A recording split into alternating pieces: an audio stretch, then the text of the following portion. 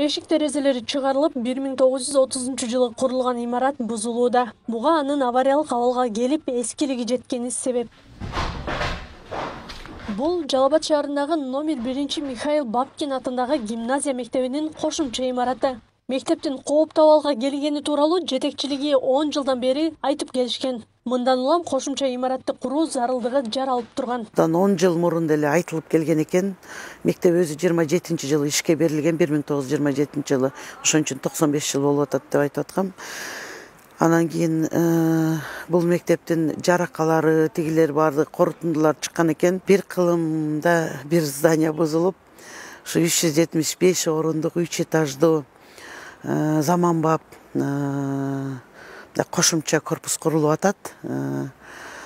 Мен ойлойм бул жаңылык эле, шаар боюнча да аябай жакшы бир самалык деп ойлойм. Аталган билим берүү уясы 650 балага ылайыкталганы менен бүгүнкү күндө 2,5 миңден ашуун бала окуйт. Бул боюнча акча каражаты республикалык бюджеттен каралган.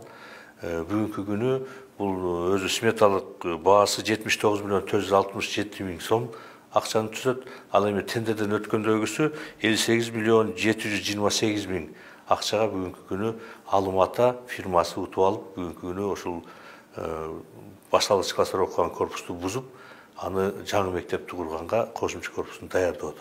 Курулуш иштерине байланыштуу 1-мектептин башталгыч класстары башка имаратта окуп жатышат. Ал эми 6-7 класстын окуучулары номер 6 орто мектебинде билим ала баштады. Бирок номер 1 мектептин окуучулары шаардын ар кайсы бурчунан келгендиктен транспорт маселеси жаралып жаткандыгын мугалимдер билдиришет. Анткени номер 1 гимназия мектебинин 724 окуучусу бизге келип экинчи кезметке жайгаштырылды.